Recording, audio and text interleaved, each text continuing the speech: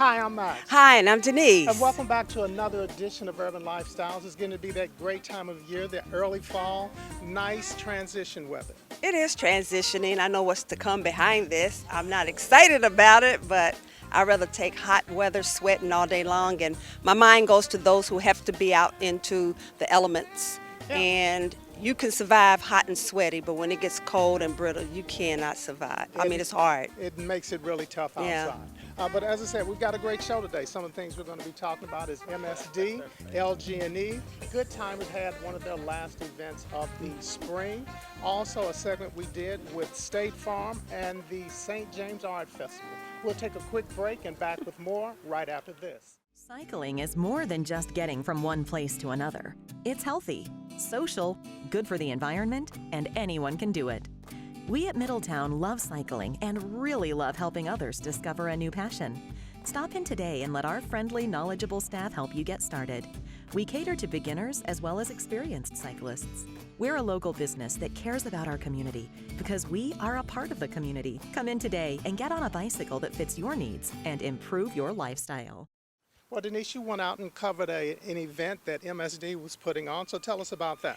Basically, MSD still partners heavily with the community, and also their diversity program and equity to be spread out is definitely real. So this one, you're going to take a look at this segment, is talking about suppliers and those with nonprofits.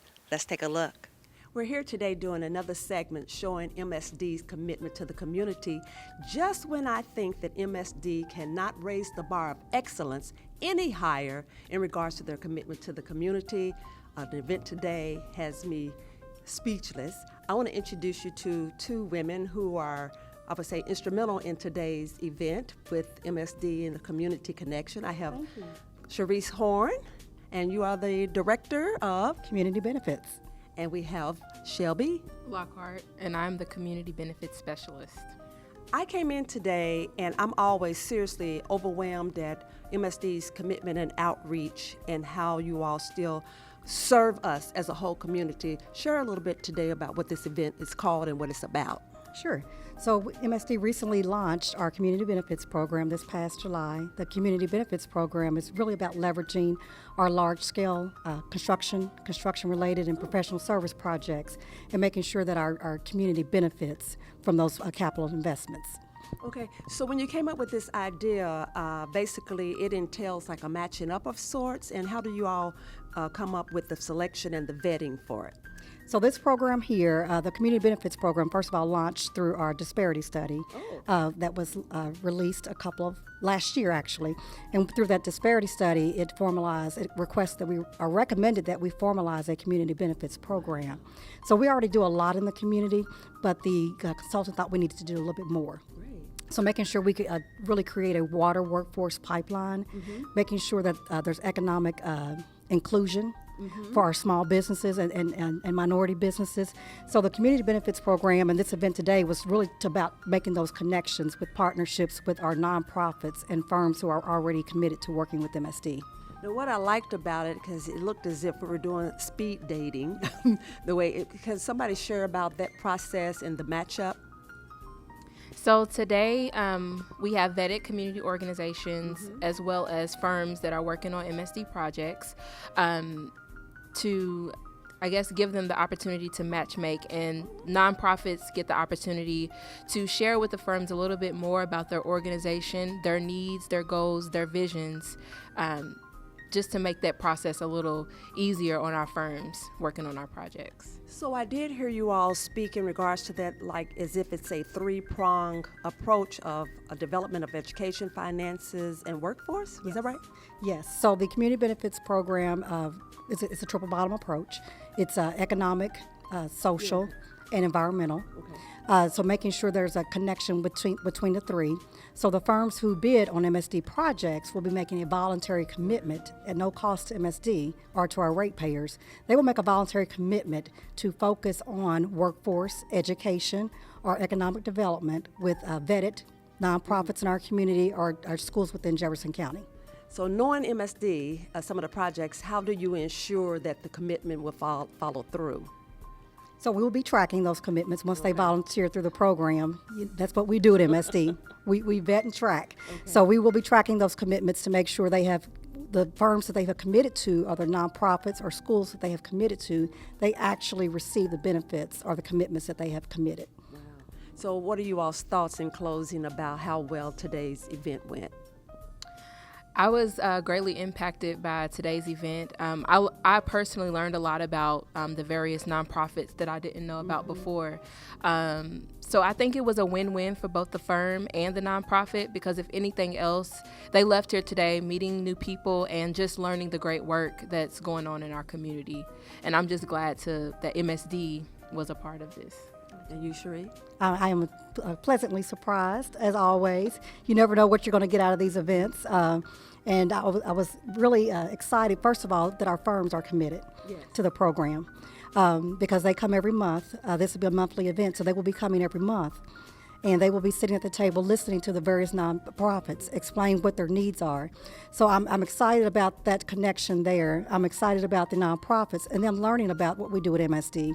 A lot of people don't understand the impact that we have in the community.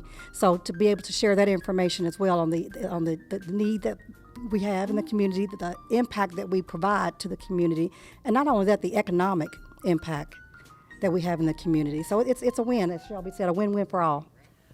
As always, another great event with MSD. Oh, absolutely. It never fails to amaze me just when you heard me say, I think they've topped it out and they still increase it and makes it better. And that's how MSD is serving all of us in the community. You're exactly right. We'll take another break and back with more. More than an energy company. We are mothers, Fathers, neighbors, and friends. Working hard when the weather is good. And even harder when it's not. with online updates to keep you safe and informed during a storm. Programs to save you energy and money. And new projects to help us provide cleaner, more reliable energy.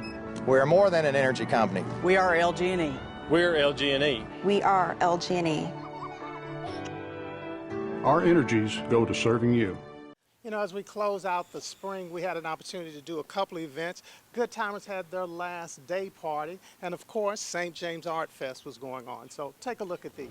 Well, we're here for the final send-off of the summer with the Good Timers final day party, and this is something they've been doing for about 25 years, and the parties never get old. There are always great crowds here. We're here on the early side, and I'm here with one of the members of the Good Timers, Steve Pennington. Welcome to Urban Lifestyles, and tell us about what people can expect tonight. People should expect a good time. We've been doing these day parties for about 8 years now, and they really have grown into like a really big thing here in the city. So what made day parties take off so much, and why is it now the new thing to do?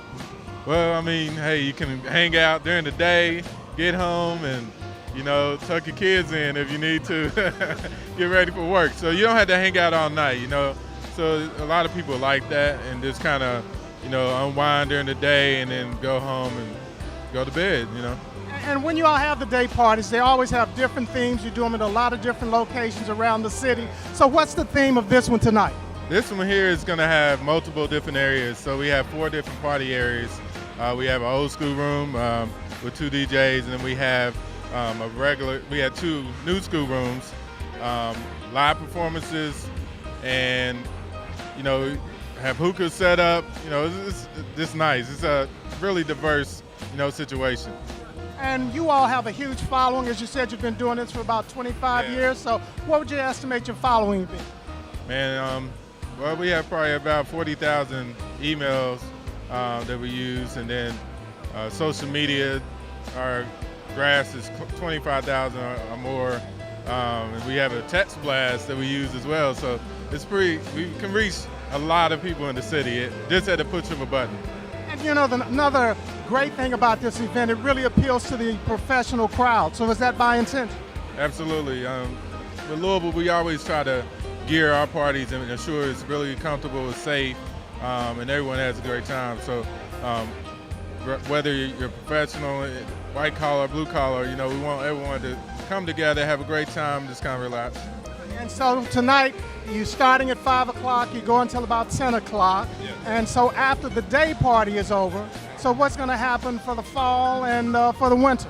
In the fall, we have a couple big parties that we do, homecoming University of Louisville Alumni, African American Alumni Council. We work with them quite a bit, and we do events for that. And then also we always do a Thanksgiving event. So this Thanksgiving we're going to be at Ice House for the Friday of Thanksgiving. It's an all-black affair. People love that. We're looking at possibly doing a New Year's Eve event, and we come back around the top of 2020 and plan a few other events as well, and then get ready for Derby. And for those who may not be familiar with Good Timers, how can they find out about you all? Well, our website at goodtimersentertainment.com, or you can follow us on social media at Good Timers, and IG and on Facebook as well. So, as I said, the day party is just getting underway, but we've got some early arrivals here. I'm here with Rakita, Tish, and Erica, and they are out to have a fantastic time this evening. So, is this your first time? No, So, what brings you out to the Good Timers event? to have a good time.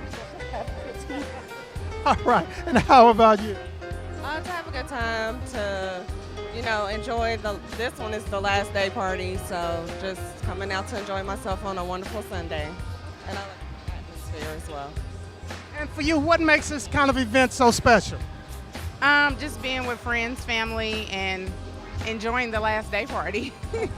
So we call it a day party. It starts at 5 o'clock, doesn't end at 10, and in my world, 10 is no longer day.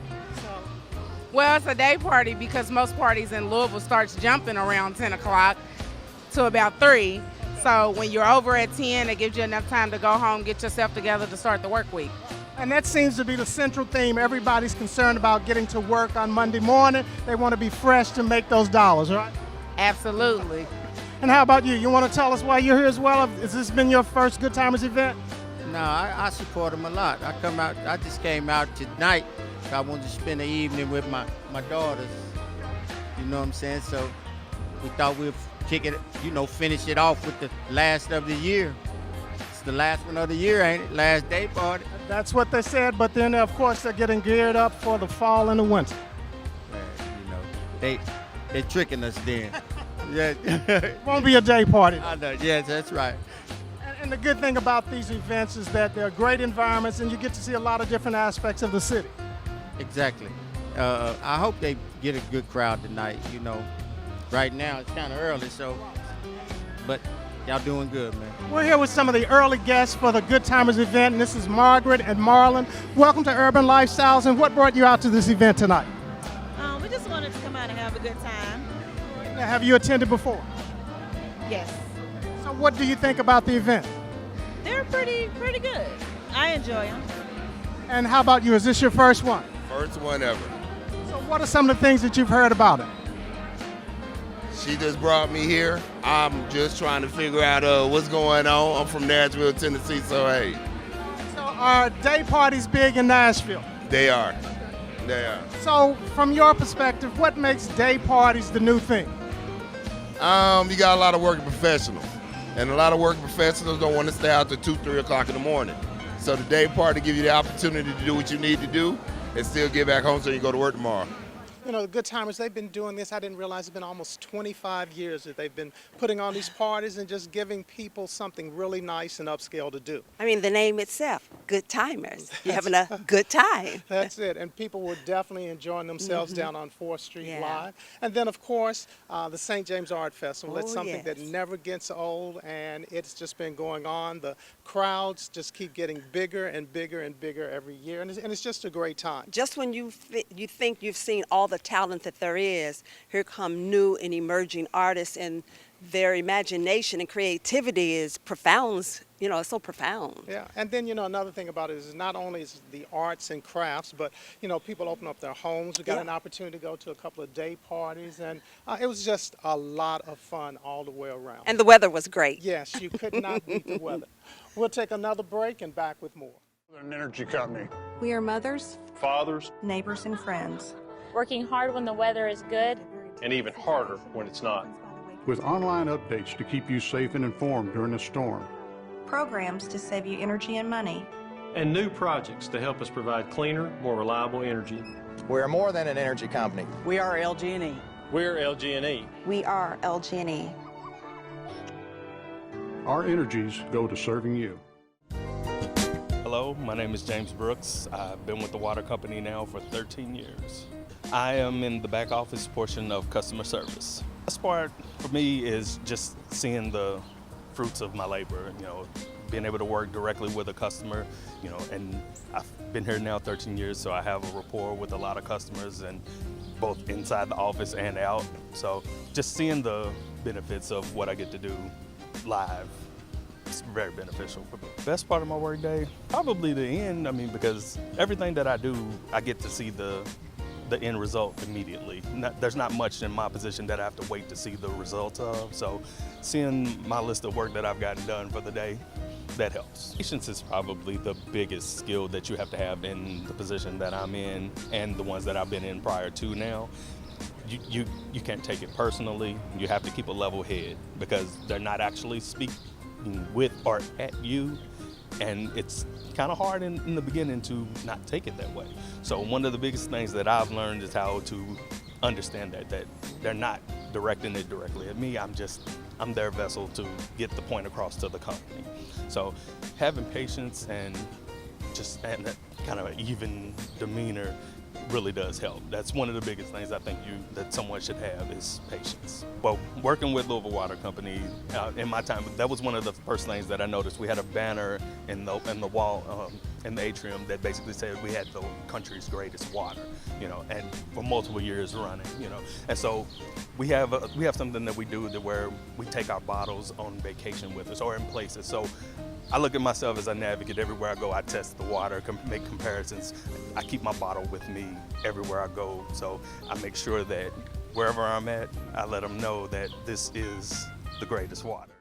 Well, every month we do a segment with LG&E, and this month was no exception. Every time we get together, as you always say, we get some great information. So take a look at this piece. We're here with Natasha Collins of LG&E for another Energy Matters segment, and we are rolling into, November? Almost. Change of the seasons, all of these things are happening, and normally at this point in time, we would be over at Project Warm talking about getting ready for that change in season. That's right. We know that we're moving into that colder season, and we know the best way to weather the cold is to weatherize our homes. So it's great that you mentioned Project Warm because we're all gearing up for the 29th Project Warm Blitz. So hundreds of volunteers from our company, but also from the community with local churches and schools and other organizations getting ready to volunteer so that we can assist some of the most vulnerable populations in our community with their weatherization. So making sure that they can stay comfortable as things get colder and making sure that maybe they can, even with some of the weatherization, save a little on their energy bills as well.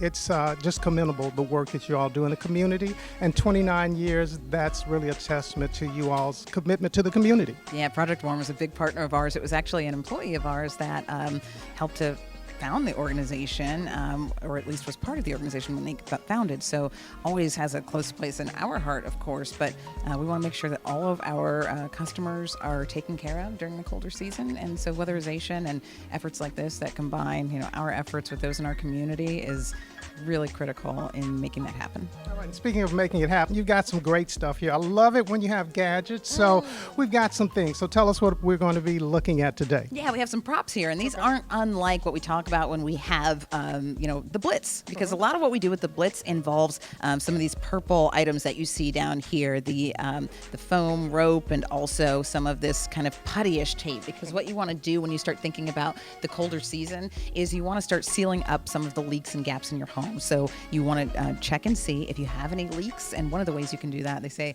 a dollar bill test on your window. So if you put a dollar bill under your window, you close it, if you can pull it out, then that means you likely have a leak. So that's when you start looking for items like this, the some of this putty type material, some of the foam rope and other things, because you want to make sure you seal up any of those leaks in your homes. Typically the main areas are around windows, around doors, also the ductwork, and so if we can seal that up, it's just as effective in the winter for keeping the cold out as it is for in the summer and keeping the cool air in, right? So that's what I was just going to say. So this is good really year round. perfect that you mentioned that. I think we've talked about that before, but especially when we think about Project Warm or we think about just weatherization, we always think about it in the winter because we're going to be uncomfortable if it's cold. But these are things that year-round can help to make sure that your system and your home is being efficient. So you want to make sure that you're keeping the cool air out in the winter, but also that in the summertime or when you're still using your air, if somebody is, that you're keeping that cool air inside and it's not leaking out of your home. So, yeah. And so some of the other things that you have here. Yeah, one of the other basic things, I mean, it looks so simple, right? But the plastic, the scissors, and the tape. I mean, that's a big part of the work we do when we go out for Blitz is that we are sealing up areas around windows. And so you can do that with just some simple plastic, some tape, and making sure that you cut that plastic to the size of the window, just maybe a little bit wider so that you can tape it down. And again, you can use that same trick in the heat too, but that's a big part of what we do when we weatherize the homes for Blitz. Okay, I've got to ask you one question. Does the plastic go on the outside or inside? I've heard both. Right, it goes on the inside. That's where we always do that. And again, just, kind of measuring out, whether you want to do that with an actual piece of measuring tape or just, holding up your plastic to the window, seeing where you need to cut. It doesn't have to be rocket science, right? Like all of this, it should be pretty simple for people to try and do, but just holding up the plastic, seeing how big the window is, making the cut and taping it down. And then I see you have an air filter, Yeah. and probably changing these on a regular basis is where you're headed. Something that I just don't seem to do so well, but that's where Denise comes in. Yeah, but you are learning things as we continue these segments, so that's awesome. Wanted to have just the basic tools that we have. So we talk about weatherization, but then there's just things that are good practice, right? So we're getting into the colder season. We should be changing our furnace filter year-round, either monthly or according to the manufacturer's instructions. But this is a good time when we're trying to think of all these other things we needed to do to get ready for the season. A good time to remember to change your furnace filter. One of the ways that I always recommend you keep track is just take a pencil, write on the filter the date that you changed it. So even if it's been a long time, no one is judging. You can see when the last time it was that you changed it, and you know that you need to. But even in the news recently, some fire departments have been talking about furnace fires and things like that. I can't speak to that, but I think one thing that makes sure that we're all in safe condition and that our systems can work efficiently is making sure that not just we've changed the furnace filter, but that we've had it checked out by a certified professional so we know that our systems are working as efficiently as possible. Very good. And then you have this new, looks like, what is this? A new thermostat. So yeah, this one is it's a thermostat. I mean, Okay. but it's just generally, and a few more tips in addition to this one, but this one is just generally to remind us that if you have a programmable thermostat, just remember that you can just be efficient in your energy use with regard to thinking about the schedules of everyone in your home and making sure that you are adjusting whatever your program is accordingly. So you don't need to be heating an empty house necessarily, or at least not to the degree as warm as you would if somebody were home. So just make sure you're thinking about that. And so if nobody's home, maybe spare a few degrees, which is going to save you. But then when you're home, you can turn it up a couple of notches, have the program change. But some other tips on ways to, make sure that you're being efficient when you're thinking about how you program it. When you're home, you don't have to crank it up too high. You can always make sure that you're layering up, right? I got out my toasty socks this weekend. Wear those around the house. Make sure that you're doing things like simple things, opening up the blinds so that the sun can help to naturally heat your home. So those are simple things you can employ to make sure that you're getting the most out of your systems and making sure that your energy use is efficient, because we want our bills to be as low as possible. And it definitely helps from that perspective. So again, you always bring such great tips, and this is just great common sense information that everyone can use. And back to LG&E and you all being involved in the community, what are some other things you have that are coming up? Well, I would say that the Project Warm Blitz, want to make sure everybody's thinking about that. If you want to volunteer or you just want to reach out to Project Warm, because while we talk about Project Warm a lot during this season, Project Warm operates year-round, so their services are in place year-round. So if anybody wants to check out more information on Project Warm, it's projectwarm.org. Go to their website. You can see more of their contact information, but specific information on the Blitz, which is November 2nd and 9th, or also any of the other programs that they have as resources for folks in the community. And if people have questions for you all, how can they reach you? Yes, they can call us directly. Our number is 502-589-1444. One of our customer care representatives can make sure that your questions are answered. Well, as always, great catching up, great information, and I am getting so much better since hanging out with you and Liz. I mean, I do all of these things now, kind of. But Denise is really, she's the rock in terms of getting these things done. She makes sure that that our house is comfortable year round, and we're definitely winterized and summerized and all of the other in between. Denise is great at putting together the honey-do list. Yes. She's perfectly capable herself, but we know that she's got your manpower. Yes, to make sure that all of this is implemented in your home.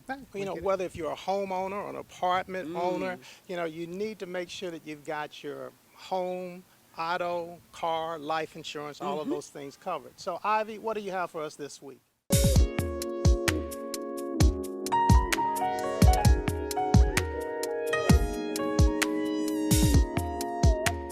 Hi, this is Ivy Brito with State Farm Insurance, coming back to you with another financial segment.